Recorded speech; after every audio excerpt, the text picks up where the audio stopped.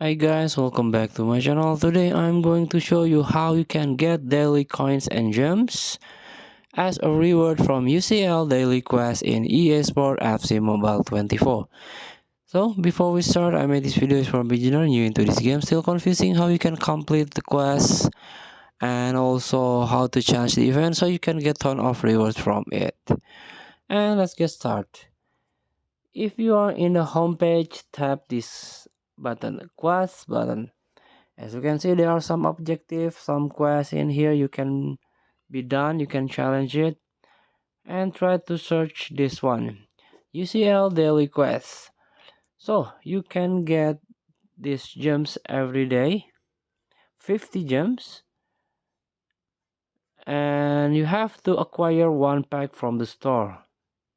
And the second one, the objective, if score 6 goal in any mode, you can also get 50 gem. And complete one challenge mode match, you can get 10,000 coin, and also you can get 10,000 coin more by win one head-to-head or versus attack match in division rivals.